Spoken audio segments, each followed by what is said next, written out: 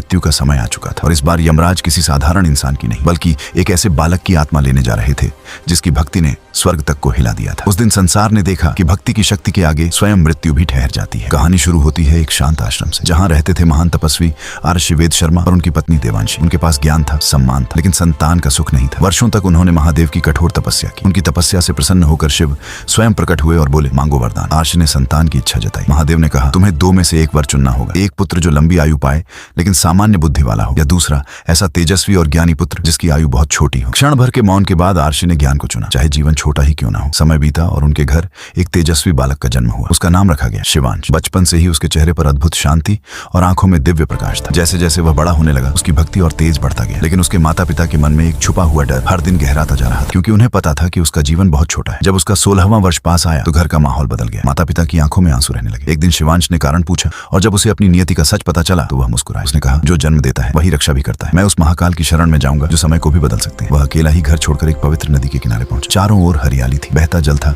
और गहरी शांति। उसने अपने हाथों से मिट्टी उठाकर एक शिवलिंग बनाया और उसी के सामने ध्यान में बैठ गया। दिन बीतते गए। उसकी तपस्या इतनी गहरी थी कि आसपास की हवा तक स्थिर लगने लगी। तीसरे दिन जब उसका 16वां वर्ष पूरा हुआ, यमलोक में हलचल मच गई। यमराज ने अपने दूतों को आदेश दिया, समय पूरा हो चुका है। यमदूत धरती पर आए, लेकिन जैसे ही उन्होंने बालक को छूना चाहा, एक अदृश्य तेज ने उन्हें पीछे धकेल दिया। भयभीत होकर वे लौट गए। अब यमराज स्वयं क्रोधित होकर अपने भयंकर कालपाश के साथ वहां पहुंचे। उनकी आवाज गूंजी, बालक तेरी आयु समाप्त हो चुकी है। शिवांश डर गया लेकिन भागा नहीं। वह दौड़कर शिवलिंग से लिपट गया और आंखें बंद कर ली। यमराज ने अपना फंदा पूरी शक्ति से फेंका, लेकिन उसी क्षण एक ऐसी गलती हो गई जिसने पूरे ब्रह्मांड को हिला दिया। कालपाश बालक के साथ साथ शिवलिंग पर भी जा पड़ा। जैसे ही वह फंदा शिवलिंग से टकराया, धरती कांप उठी, आकाश में गर्जना हुई। अचानक एक भयंकर प्रकाश फूटा, शिवलिंग चटक गया और वहां प्रकट हुए स्वयं महाकाल। उनकी आंखों में अग्नि थी, चारों ओर दिव्य ऊर्जा फैल गई। उन्होंने गरज कर कहा, मेरे भक्त को छूने का साहस कैसे किया। अगले ही पल महाकाल ने यमराज को ऐसी प्रचंड लात मारी कि वे दूर जा गिरे। समय जैसे रुक गया, फिर त्रिशूल उठा और एक ही प्रहार में यमराज धरती पर निश्चल हो गए। उस क्षण संसार में मृत्यु थम गई। कोई प्राणी मर नहीं रहा था। प्रकृति का संतुलन डगमगाने लगा। शिवांश ने हाथ जोड़कर महादेव से प्रार्थना की, प्रभु संसार बिना मृत्यु के अधूरा है। तब महाकाल शांत हुए। उन्होंने बालक को चिरायु होने का वरदान दिया।